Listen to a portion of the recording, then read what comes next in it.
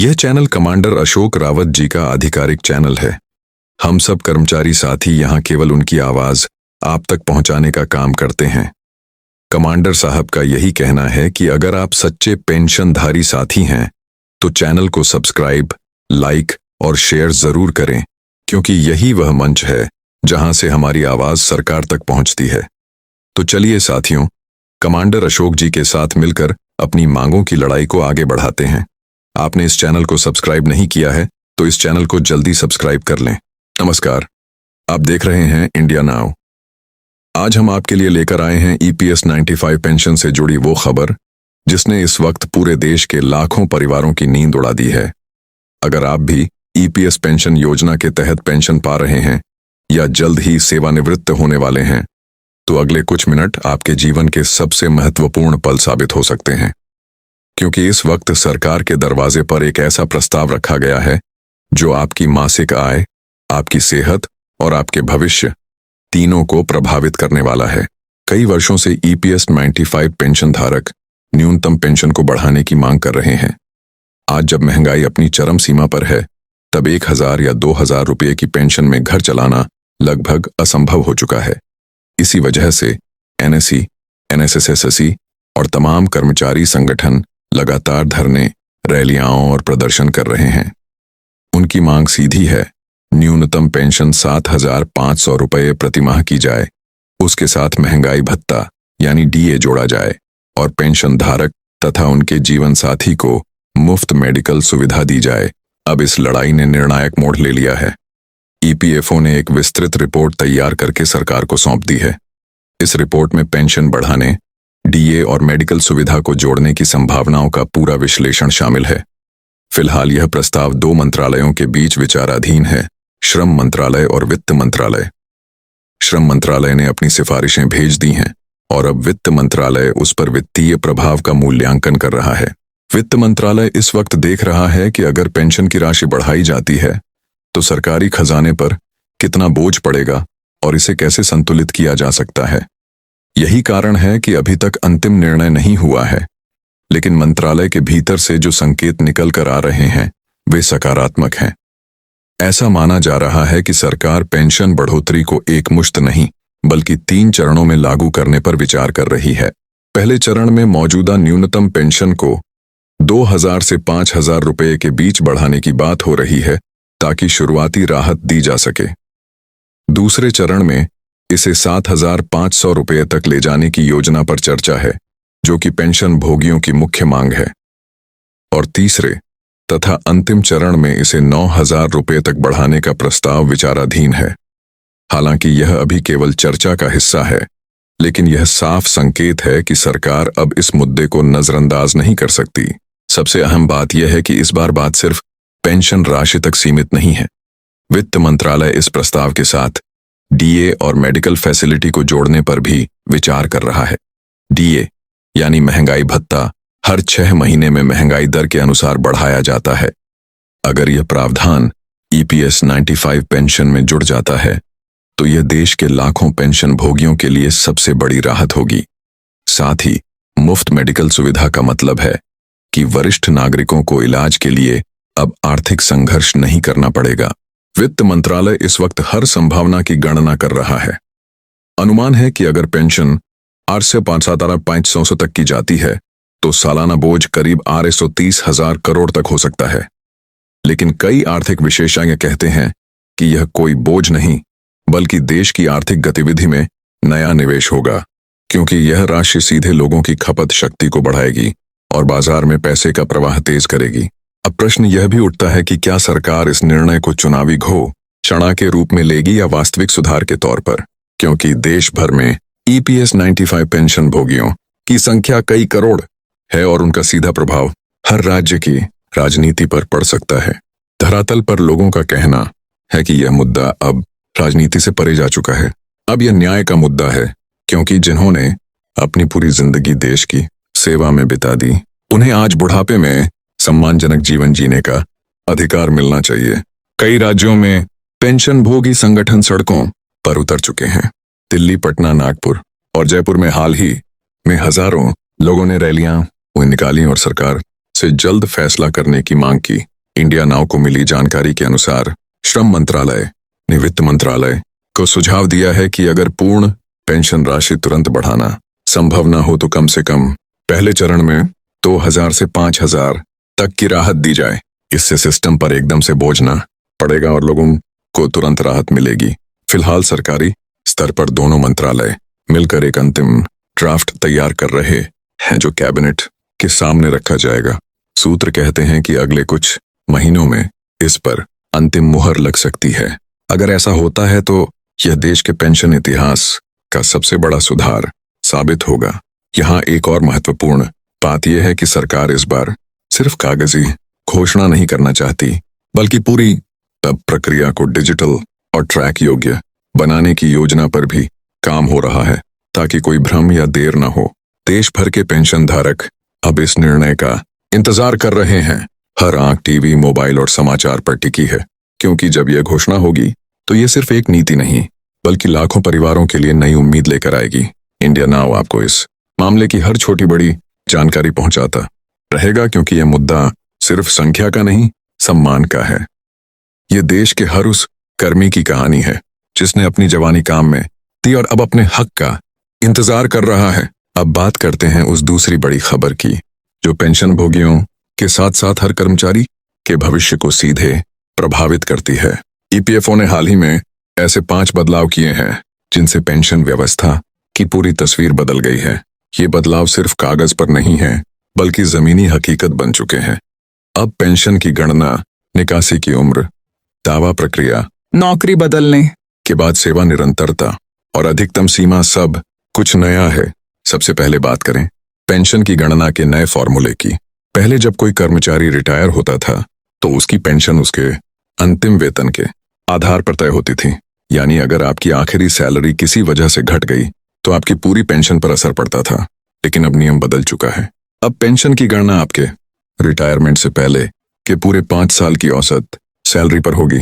इसका फायदा यह है कि अब आपकी पेंशन सिर्फ 1 महीने की तनख्वाह पर निर्भर नहीं करती, पिछले 60 महीनों के औसत से स्थिरता आती है और उन कर्मचारियों को राहत मिलती है जिनकी आखिरी सैलरी किसी कारणवश कम हो गई थी। यह बदलाव सिर्फ तकनीकी नहीं, बल्कि मानवीय दृष्टिकोण से भी बहुत महत्वपूर्ण है।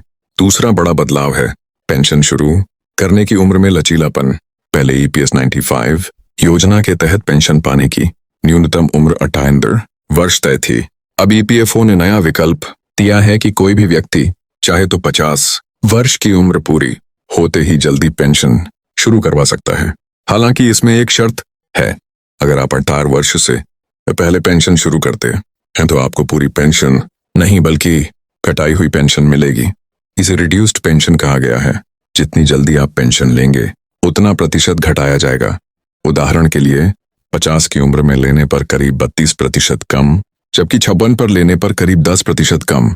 यह निर्णय पूरी तरह आपके हाथ में है कि आप इंतजार करें और पूरी पेंशन लें या जल्दी लें और कुछ कम पर समझौता करें।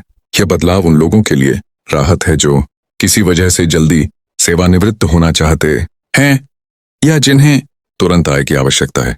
तीसरा बदलाव तकनीकी रूप से सबसे क्रांतिकारी है। अब पेंशन क्लेम की पूरी प्रक्रिया ऑनलाइन कर दी गई है।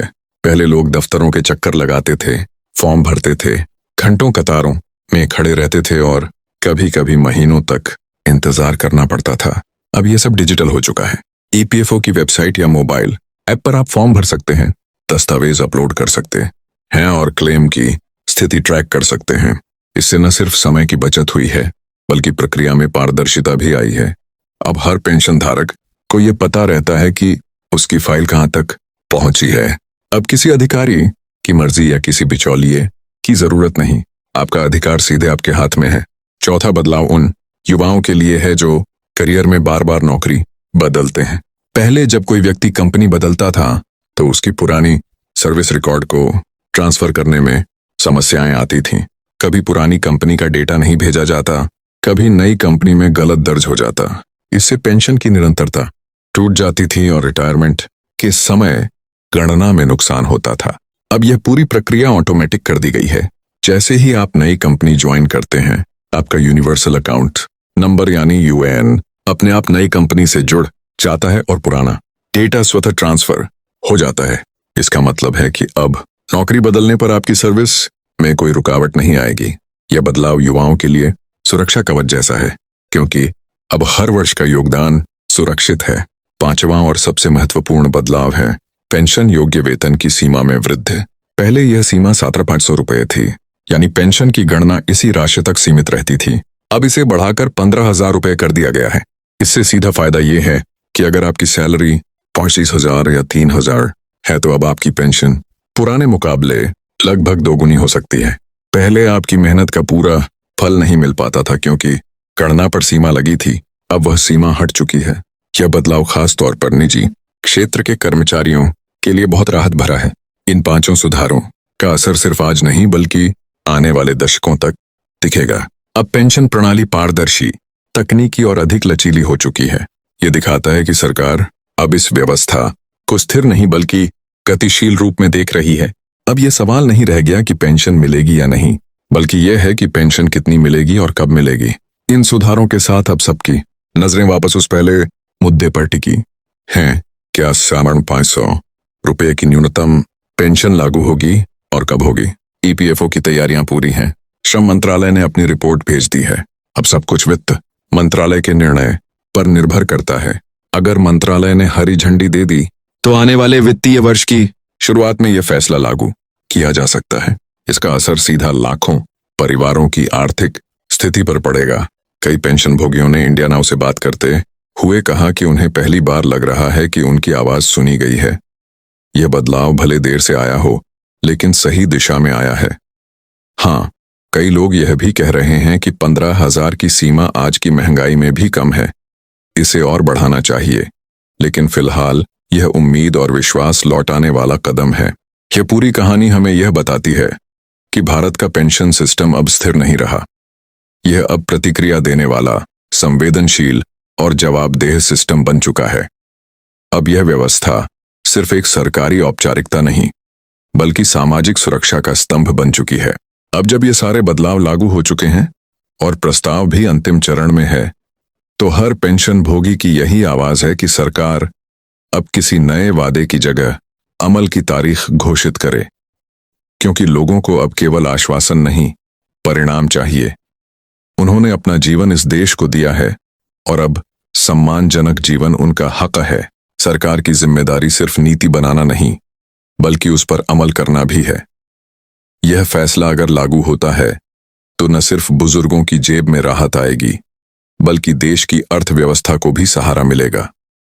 पेंशन की राशि बाजार में खर्च होगी, उपभोग बढ़ेगा और आर्थिक गतिविधि में गति आएगी। ईपीएफओ ने डिजिटल गवर्नेंस के क्षेत्र में भी मिसाल कायम की है। अब 24 घंटे ऑनलाइन सेवा, मोबाइल ऐप, ई नॉमिनेशन, आधार लिंकिंग और ऑनलाइन स्टेटस ट्रैकिंग जैसी सुविधाएं हर नागरिक के लिए उपलब्ध हैं। इससे यह साबित होता है कि भारत अब उस दिशा में बढ़ रहा है जहां हर नागरिक को अपने पैसे के लिए किसी दफ्तर या अधिकारी की जरूरत नहीं होगी।